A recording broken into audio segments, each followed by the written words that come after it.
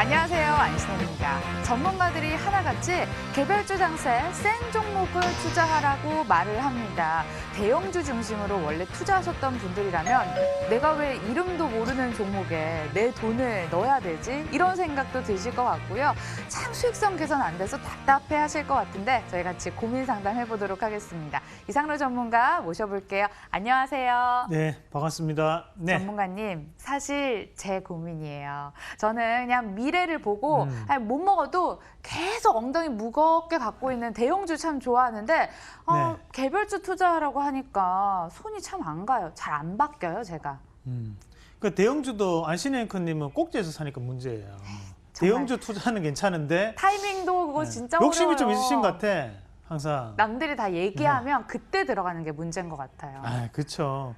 자, 오늘도 그런데 실질적으로 우리 안신혜 앵커처럼 이렇게 고민이 있으신 분들이 정말 많으실 것 같아요. 사실 우리가 주식시장을 봤을 때 잠깐만 한번 같이 차트를 보고 말씀드리겠습니다.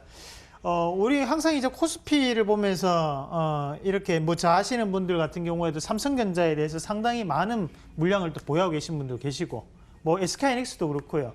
가장 제가 최근에 많이 본 게 23억치 정도를 보유하고 계셨던 분도 봤는데 삼성전자예요? 네. 근데 엄청 많이 빠졌잖아요. 네. 그런 걸 보면 또 그분 입장에서는 그만큼 안전하다고 생각해서 했는 건데 시장 자체가 예전과는 조금 방식이 좀 달라지는 것 같습니다. 연금으로 그러면 많이들 생각하시죠. 우리가 지금 생각을 해야 되는 것은 시대적 흐름이 조금씩 바뀌고 있다는 거거든요. 그러면 우리가 1988년부터 현재까지 오면서 살아남아 있는 회사는 몇 개일까? 혹시 한번 생각해 보셨습니까? 짐작도 안 가요. 네, 300개가 채 안 됩니다. 그만큼 어떤 것은 새로 생기고 어떤 것은 망하기도 하고 어떤 것은 또 분할이 되기도 하고 변경이 되기도 하고 여러 가지의 뭐 풍파를 다 겪는다는 거거든요, 결국에는. 근데 그 중에서도 우리가 실질적으로 예전에 뭐 OCI 같은 종목군들도 엄청난 사실 강세를 보였던 적이 있었죠. 잠깐 한번 OCI 주가 잠깐 볼게요. 자, OCI 잠깐 보겠습니다. 자, 이 종목군 같은 경우에도 우리가 크게 놓고 보시면, 자, 크게 놓고 보겠습니다. 자, 2010년도 같은 게 65만 원대까지 올라갔을 때 우리가 와, 이런 대형주를 샀어야 되는데, 근데 지금은 어때요?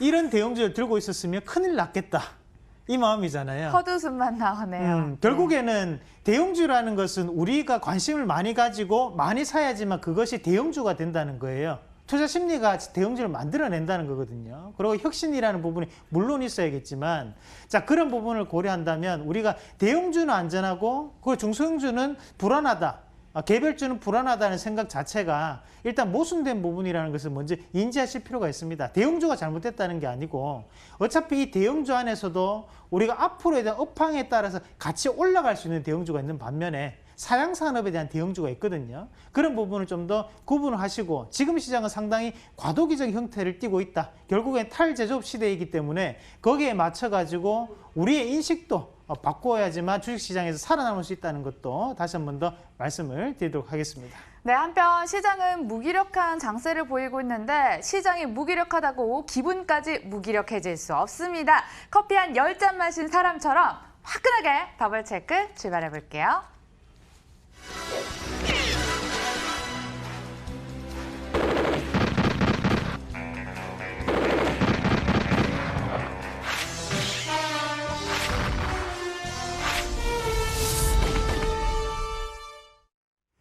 전문가들의 무료 추천주, 실제 수익을 추적하고 있습니다. 더블 체크로 추적을 하고 있고요. 전일장 추천주부터 함께 열어보도록 할게요.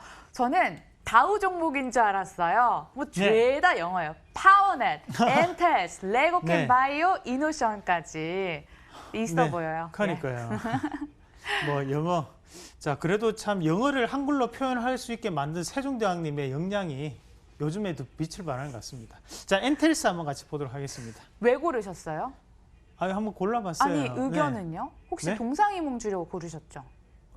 아니요, 의견 일치하려고 했습니다. 왜냐면요, 네. 이틀 만에 16% 급등했다. 오늘 하루 싸늘하게 식는 모습 보여서 동상이몽 주겠거니 싶었는데 의견 일치라고요? 아니 뭐 빨리 올랐으면 그만큼 또 조정도 깊은 겁니다. 원래 급등은 급락을 만들고 급락은 급등을 만드는 거거든요. 그래서 네. 거기에 대해서 크게 연연하지 마시고 자 물론 이제 어제 샀으면 상당히 안 좋은 선택을 했던 거죠. 하루 만에 이렇게 빠지는 부분이기 때문에 다만 이제 5G 업황 자체가 어느 정도는 수익을 냈기 때문에 거기에서 이제 조정 구간에 조금 돌입했다라고 보시면 되겠고요.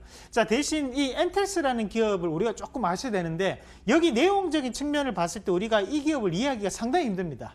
자 쉽게 말을 해가지고 이 우리가 통신사가 있잖아요. 그럼 거기에 뭐 포인트도 있고 뭐 거기에서 이제 요금 수납을 하는 부분도 있고 그래요. 그런 요금 수납이라든지 유지 보수 관리를 담당하는 업체가 이 엔텔스라고 생각하시면 돼요. 그러면 이런 업체들에 대해서 이제 매출액이나 아니면 영업이익을 한번 살펴보셔야 되는데 실질적으로 이런 기업들 자체가 매출액 자체는 크게 뛰지 않습니다. 대신에 영업이익 자체가 크게 바뀌고 있다는 거죠. 매출액은 동일한데 그 매출액은 동일한 건 왜 그럴까요? 결국에는 신규 가입자 자체가 크게 늘어나지 않는 상황이다. 결국에는 스마트폰에 대한 가입자 수는 한정적이라는 거거든요. 인구는 계속적으로 감소하고 있기 때문에 거기에 따라서 스마트폰에 대한 성장기는 상당 부분 멈췄다. 성숙기를 거치고 있다고 판단하실 필요가 있고 다만 거기 안에서 영업이익은 크게 증가를 하게 됐는데 그 이유는 뭘까를 우리가 한번 생각을 해보셔야 됩니다. 그러면 주가 추이를 한번 같이 보면서 말씀을 드릴게요.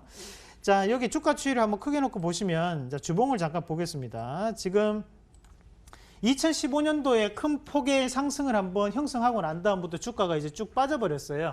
이 빠질 때 우리가 왜 빠졌는지를 한번 생각을 해보셔야 돼요. 2015년, 2016년 이후에 뭐가 생겼습니까? 바로 선택 약정이 생기고 거기에 따라서 요금 할인이 많이 들어가게 되죠.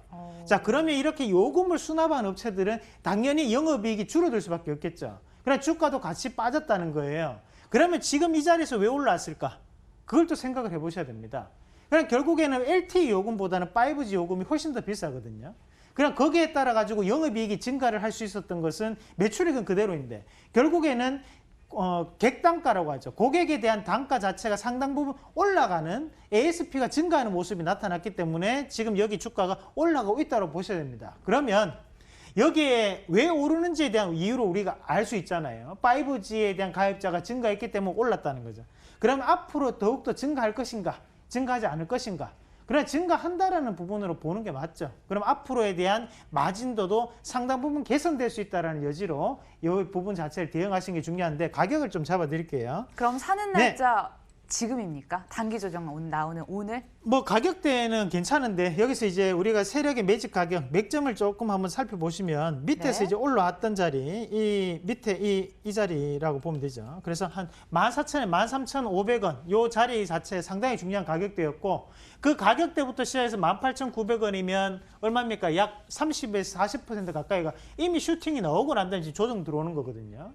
그러면 이 조정 자체는 건전한 조정이라고 보셔야 됩니다. 그러니까 조정 이후 다시 한 번 더 상승에 대한 타이밍을 잡으셔야 되는데 그 가격대를 본다면 자 제가 볼 때는 오늘 자 요 자리가 될 것 같아요. 이 양봉 두 개를 다 깨진 않을 것 같거든요.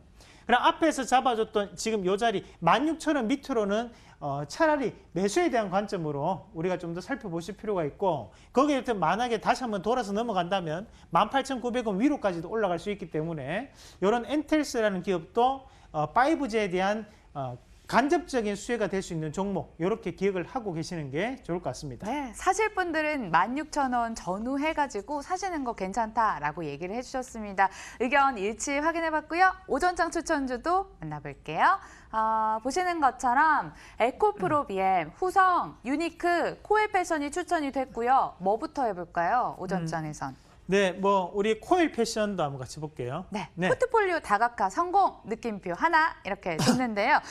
푸마, 바디웨어, 아디다스, 리복 같은 운동복을 주로 생산하는 기업입니다. 그런데 여러분 안 보던 사이에 정말 주가 많이 올라왔었습니다. 약 연초 대비 60% 가까이 올랐는데 이렇게까지나 상승했던 이유 어디에 있었어요? 뭐 일단은 우리가 쉽게 빤스 만드는 회사, 뭐 우리 PD님 그렇게 명명을 하셨습니다. 우리 구광모 PD가. 왜 빤스 얘기할 때 항상 PD님 거론을 하시더라. 아니 그렇게 정감각에 빤스라고 표현하는 사람을 처음 봤어요 저는. 네, 해보죠. 그런데 이 업체 자체가 왜 그렇게밖에 표현이 안 됐냐면 홈쇼핑 채널을 통해서 우리가 푸마라든지 아디다스라든지 이런 속옷들이 많죠. 근데 그 속옷이 항상 매진되는 거 혹시 아세요? 드로즈, 네, 매진, 그렇죠. 인박 뭐 네, 봤어요. 맞습니다. 우리가 그런 언더웨어 시장 자체에서 상당한 강세를 보이면서 이게 지금 주가가 상당 부분 올랐다는 거죠. 그러면 이런 기업들이 사실 화장품에 대한 매출 자체가 크게 나타날까? 그건 아니라고 봐야 되거든요. 결국에는 홈쇼핑 채널을 통해서 판매가 급증되고 있는 양상 자체가 지금 이 주가를 올릴 수 있는 계기가 되었다는 거고, 그러면 이 주가가 올랐을 때마다 이제 실적도 같이 동반될 수 있겠죠. 그래서 실적도 한번 같이 보도록 하겠습니다. 자, 실적을 한번 같이 보시면 이게 2018년 1분기, 그리고 2분기 실적인데 이게 2019년 실적인데 같은 동년으로 전년 1년 대비 전후. 그렇죠. 전년 동기를 보더라도 741억이 860억, 그리고 영업이익 같은 경우에도 151억이 170억으로 증가를 했습니다. 다만 여기서 우리가 판단하셔야 되는 것은 이런 종목군들이 같은 섹터군을 이루고 올라가는 게 아니거든요. 이 종목만 올랐는 거잖아요. 그럼 이런 종목군들 우리가 개별주라고 표현하는데, 그러면 이 기업이 실적이 좋아가지고 지금까지 올랐다면 지금 실적 자체는 어떻게 판단해야 될까? 이게 과연 계속적인 저평가일까? 아니면 고평가일까? 제가 한번 계산해 볼게요. 요거 그대로 한번 띄워놓을게요. 네. 띄워놓고 난 다음에 잠깐만 제가 계산을 한번 해보도록 하겠습니다. 계산하기 복잡할 것 같은데. 자, 그래서 제가 계산기를 가지고 왔는데 이 화면을 바꾸면 안 돼요. 일단은 이걸 다 바꾸면 하고 안 난 된다고 다음에 합니다. 예. 자, 다시 한번 그 화면으로 보고 다시 한번 더 말씀을 드리겠습니다. 여기에서 이제 영업이익, 그냥 우리가 당기순이익은 일회성 비용이 포함될 수 있기 때문에 영업이익으로 계산을 할게요. 네. 그러고 난 다음에 이제 주식 발행수가 요 기업이 얼마냐면, 자, 잠깐만. 방송 최초로 계산 과정을 네네. 이렇게 실시간으로 보여주는 전문가입니다. 9,500만 주네요. 그러면 9,500만 주도 90500. 그 지금 주가가 7,110원. 그러면 이 계산기 다시 한번 돌려보겠습니다. 자, 여러분. 여기 보시면 이제 여기에 주식 발행수가 있고 우리가 당기순이 영업이익으로 편의상 계산을 했습니다. 그럼 여기에 따라서 지금 1년간 PER, 그 분기 EPS 기준으로 현재 약 9.4배 정도 나온다는 거죠. 그러면 실질적으로 우리가 PER 8배 밴드 자체가 이제 저평가냐 아니면 고평가냐에 대한 제조업이 나뉘는 거고, 물론 유통업종 같은 경우는 PER 20배 내지 25배 정도를 적용을 합니다. 그 말은 지금 이런 개별주, 소외주로가 표현하는데 이런 부분 자체는 이미 현재 1분기 기준으로 PER이 9.4배까지는 올라온 상황이라는 거예요. 그러면 당연히 5,000원대나 4,000원대는 훨씬 더 낮았겠죠. 그러면 이 부분을 10배로 계산한다면 결국에는 7,500원 정도 되겠죠. 그러면 차트 다시 한번 더 보도록 하겠습니다. 자, 그럼 이 자리 자체, 우리가 코엘 패션에서 7,500원대를 표시를 해놓고 나면 어때요? 이 자리가 항상 어떻게 됐습니까, 지금? 계속적으로 저항과 지지권력이 반복되는 모습이 보이시죠? 결국에는 10배짜리 기준으로 해서 지금 이 위로는 상당 부분 부담감을 가지고 있다는 얘기예요.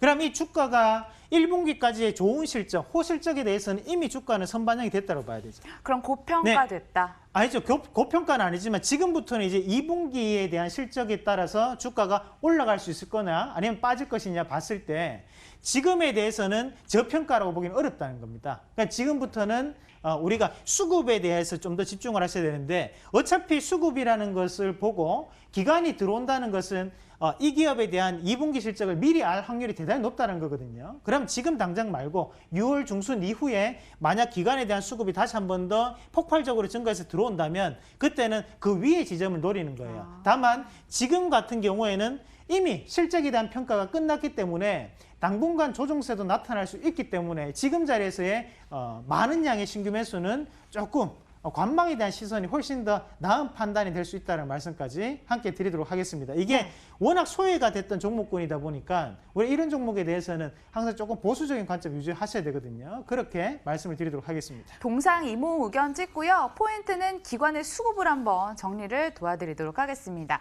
오전장 추천주 다시 한번 분석 도와드릴게요. 보시면 남아있는 종목들이 뭐 수소나 전기 다 그쪽 식구들입니다. 네, 정말 핫하긴 하나 봐요.